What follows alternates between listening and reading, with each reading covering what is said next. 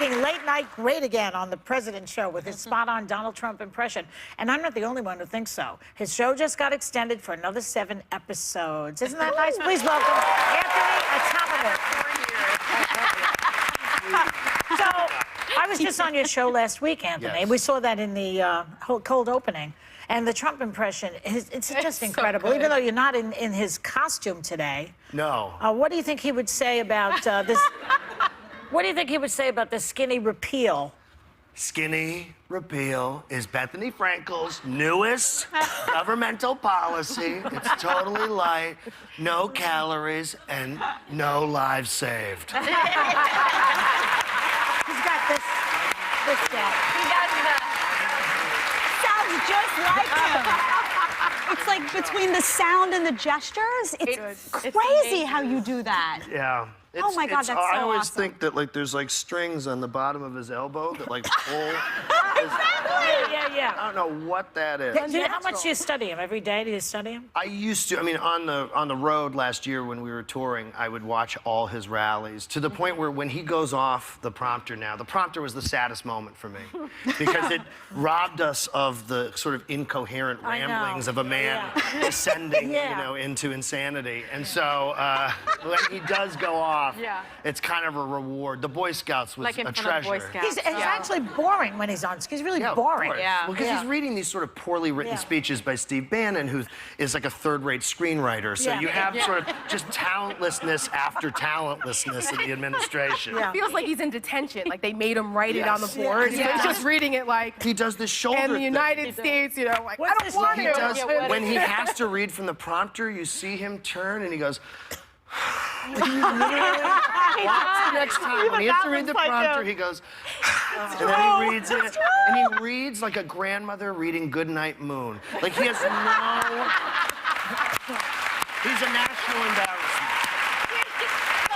Let's take it back to before it was official. The last time you were here was on that election night special we did. I have PTSD from it. Well, so does Joy. But it was when we were starting to see that this might actually happen. Do you want to share any of the behind the scenes? I started drinking Jed's drinks that night. Yeah, you were all drinking. We became inebriated as the night went on. Joy had a shaker, Olive's over here. She was. Yeah, it was. They were, you know what? Something they were afraid to tell me he took Florida. They were scared to tell me. We were. Yeah. Juju changed me. I looked back at her and her eyes were know. like it's over, and I just cried and kept drinking my martini. It was a sinking feeling. I said, honestly, I walked back there, and it was the first time I've been back there since the election, and a pit hit my stomach. Yeah. It was, But look at your career. It's booming. It's so wonderful. Hey, the world's ending, but I'm doing all right. You actually made a joke that night that kind of predicted the future. Let's take a look. We're winning by so much. We're winning by so much, John. And if they didn't count Hillary's votes, we'd be winning 100% of the vote. And I made sure, like a bad poker player, like a terrible poker player, I've been showing my hand all summer talking about Wisconsin and Michigan because the Russians hacked that months ago. So no one's gonna suspect anything.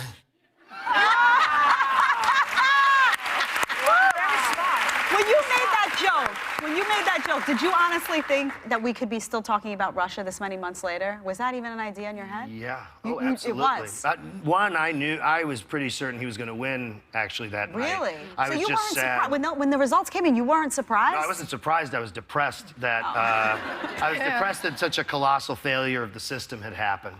And to me, it's sad for democracy and for the republic because there's a great balance in this country between Republican and Democrat that's important. And it's important to have a dialogue between. This is what this show's about, right? It's about different opinions. Yeah. And it's so sad to see us step outside of that zone.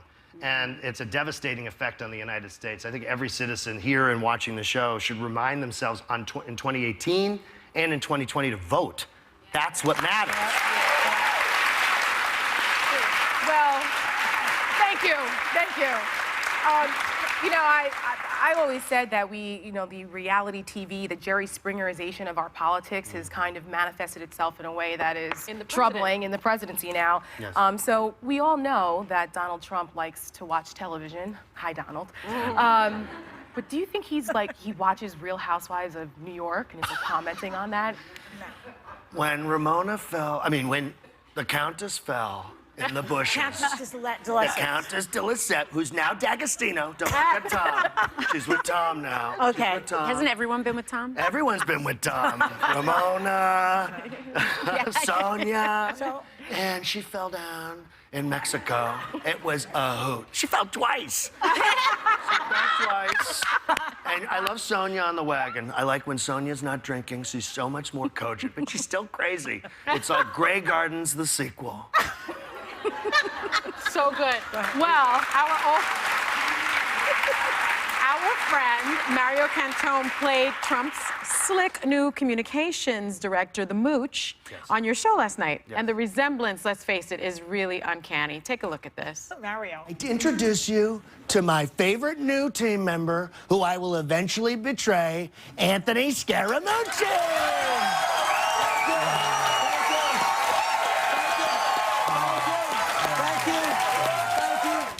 I'm gonna fire so many people.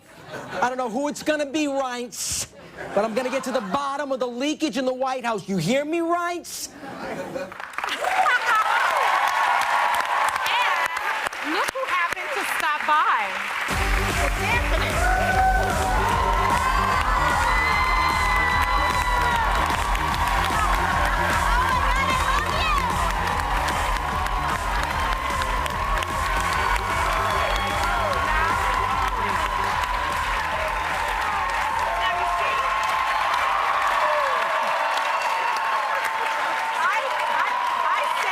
Don't make me cry, please. Don't make me cry. It is bad enough. Do not make me friggin' cry on national Mario, television. I said yesterday or the day before that Yes, I thought the honey. Mooch was cute, and I got a lot of crap from it. He's cute. Exhibit A. He's cute. I don't. You really think he's cute? I do. I do too. think You're a good-looking No, man. he looks He's a little good-looking bit man. like Jack Skellington in Nightmare Before Christmas. No. Just a little bit. Mario, I'm curious. Wait, I'm sure that the day that the Mooch came, Il Muche, I call him Il Muche. The day that Il Muche came on the TV, you must have been No, excited. I was lying in bed depressed and couldn't get out of bed really? because I live low to my bed. And someone tweeted the comparison, and I don't really tweet that much. It's like an abandoned amusement park to me. So I just tweeted it out a little bit, and then it went. People started to. It came from a lot of directions, and then he called me and said, "Do you want to do this?" And I was like, "Yeah, we got to strike while the iron's hot. This son of a bitch might be gone by October." And I have a history with him. His mother was choreographed me in West Side Story at Emerson College in Massachusetts. Emerson, yes. So his mother Marlena choreographed me. I played the riveting role of Chino in West Side Story. I had one line. He killed your brother. That was it. That's all I said. All right. Oh, it's a great movie. Here are some colorful quotes. Do some of this Moochie's quotes. Oh, you're like a relative. Come on, do that impression of Judy Garland. They used to do that to me all the time. Judy Garland, and I'd be like, no, you can't do that. Sing out, Louise. Come on. Oh, well, okay. Okay, as you know from the Italian expression, the fish stinks from the head down. I can tell you two fish that don't stink. That's me and the president.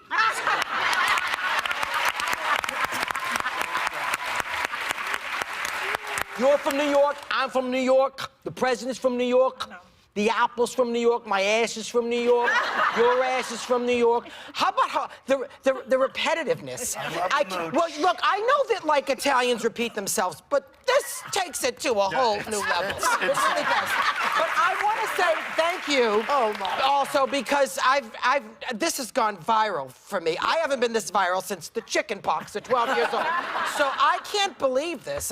We have to go, but you know what? You're sticking around, and so is Anthony. But we'll be right back. We ran out of time.